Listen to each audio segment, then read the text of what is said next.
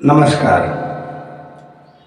अभी की breaking news ये है कि आम आदमी पार्टी की मुश्किलें बढ़ती जा रही हैं। लोकसभा आम चुनाव में उनकी जो पार्टी के लोग हैं धीरे धीरे पार्टी छोड़ते जा रहे हैं। अब उन्होंने बलबीर सिंह जाखड़, जो कि वरिष्ठ आम आदमी पार्टी के नेता हैं, उन्होंने बीजेपी का दामन थाम लिया और उनके साथ उनके सहयोगी भी आ गए हैं बीजेपी में। अब सवाल यह है कि अरविंद केजरीवाल क्या करेंगे। उनके पास उम्मीदवारों की कमी हो रही है। ऐसे कोई उम्मीदवार नहीं है जो भाजपा के उम्मीदवार को टक्कर दे सके। तो ऐसी स्थिति में केजरीवाल की मुश्किलें बढ़ती जा रही हैं।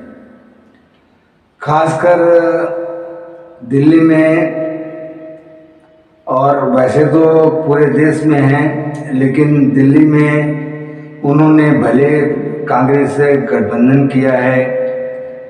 3 सीटें कांग्रेस को दी हैं, 4 सीट अपना लिए हैं, लेकिन वो 4 सीट जीत पाना मुश्किल है। इस संबंध में दिल्ली के प्रदेश अध्यक्ष वीरेंद्र सचदेवा कुछ कह रहे हैं, आइए सुनते हैं। 2019 से सोच रहा था और प्रधानमंत्री जी की नीतियों से प्रभावित होकर, लेकिन सही मायनों में मैं भी बलबीर जी से बहुत प्रभावित हूं। मैं उनसे जिक्र कर रहा था अभी, किसी एक मामले में मैं बहुत क्लोज पहुंच गया था, लेकिन इनकी वजह से वहां थोड़ा सा मुझे दिक्कत हुई। तो मैंने उस दिन इनकी क्षमता का लोहा माना कि हाँ भाई, ऐसे भी एडवोकेट्स हैं जो फंसी हुई चीजों को भी निकाल लेते हैं। तो एक बार बलबीर जी के लिए जोरदार ताली बजा दीजिए।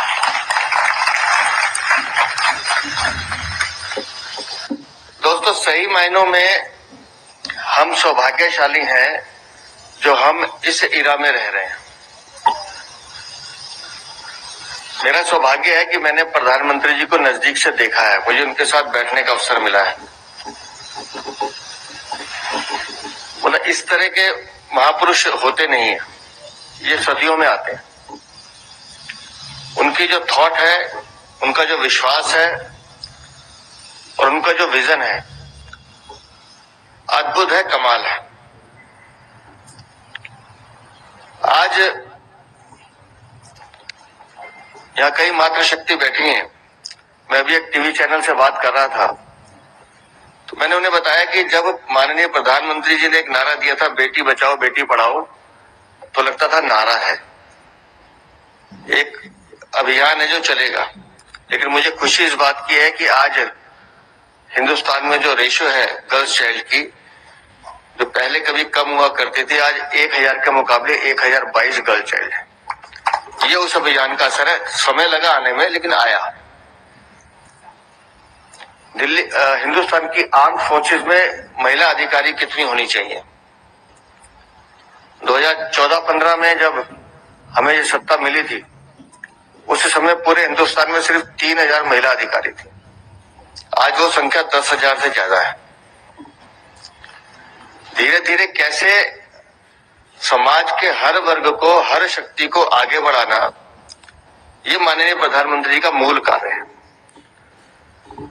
और जिस भी वो काम को पकड़ते हैं, उस काम को अंत तक लेके जाना और उसमें 100% सफलता हासिल करना, ये उनकी योग्यता है। और इसलिए मैं कहता हूं कि उनके विजन का कमाल है। 26 जनवरी की परेड, मुझे नहीं पता आप सब लोगों ने देखी है कि नहीं देखी। पिछले 3-4 साल की परेड उठा के देखिए, धीरे धीरे धीरे कैसे उन्होंने वुमेन एम्पावरमेंट को स्थापित किया। इस बार की 26 जनवरी की परेड में जितने भी आर्म फोर्सेस के जो बैच निकले थे, सबका कमांड एक नारी के हाथ में था। इस बार की रिपब्लिक परेड में जितने भी कल्चरल एक्टिविटीज हुई, उसमें 70% हमारी बहनें थी। और जो हम मोटरसाइकिल पे करतब देखते थे, बचपन से देखते आ रहे थे, इस बार देखे तो उसमें भी माताएं बहनें थी।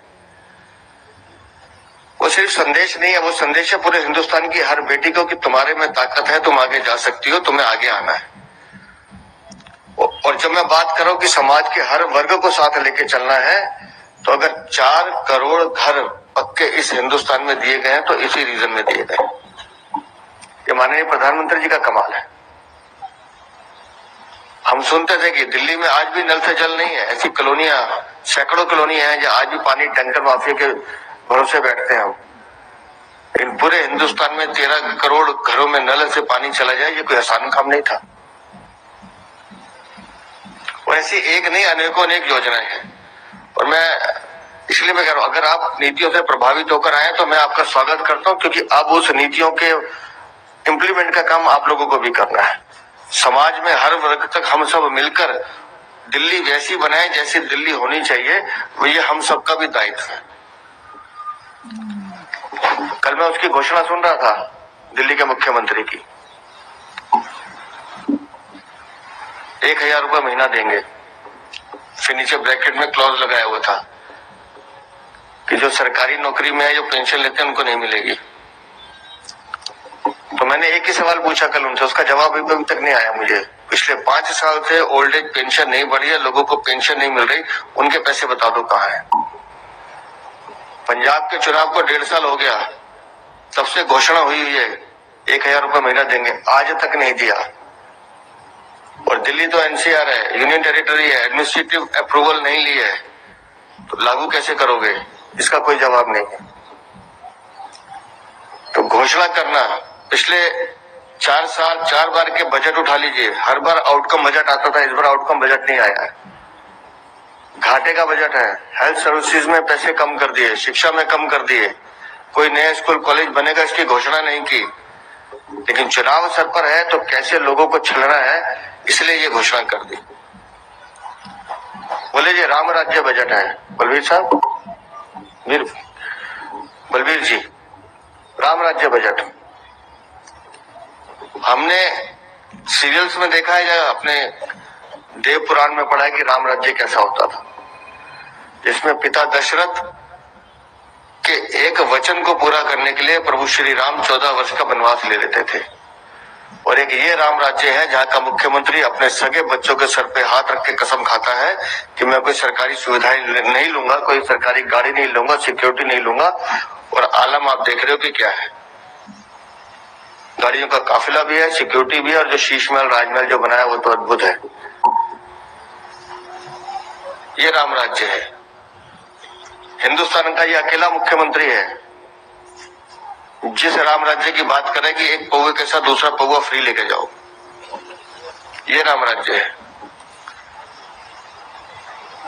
ये ऐसा राम राज्य है जहां अस्पतालों में नकली दवाइयां दी जाती है कि जाओ मरो, अस्पताल में आओ, दवाई खाओ और प्रभु के पास जाओ। ये अकेला ऐसा मुख्यमंत्री है जिसके मोहल्ला क्लिनिक में आदमी नहीं जाते हैं, सिर्फ नकली मोबाइल नंबर की एंट्री होती है, नकली पैथ रिपोर्ट बनती है, नकली टेस्ट होते हैं और उसका बिल बन के इनके पास कमीशन के रूप में चला जाता है। ऐसे करोड़ों रुपए का घोटाला मोहल्ला क्लिनिक में है। शिक्षा क्रांति की बात करते हैं, क्लासरूम बनाने में घोटाला कर डाला, बाथरूम को बनाया तो उसको भी क्लासरूम में लिख डाला, यह शिक्षा घोटाला है इनका। जल बोर्ड का घोटाला, जल बोर्ड जब इनको मिला था वो फायदे में था, आज 80,000 करोड़ के घाटे पर है जल बोर्ड। पानी तो पीते थे, ये माल भी पी गए सारा। तो कुल मिला के आम आदमी की परेशानी बढ़ गई है, आम आदमी पार्टी की, और मुसीबतों से घिर चुकी है। उधर ईडी, सीबीआई, शीश महल का चक्कर है, इधर आम चुनाव के चक्कर है। पार्टी से लोग पार्टी बदलते जा रहे हैं और पार्टी में ऐसे कोई कार्यकर्ता या खास चेहरा नहीं है जो जीत हासिल कर सकें। इस संबंध में आपका क्या विचार है, कमेंट करें। धन्यवाद।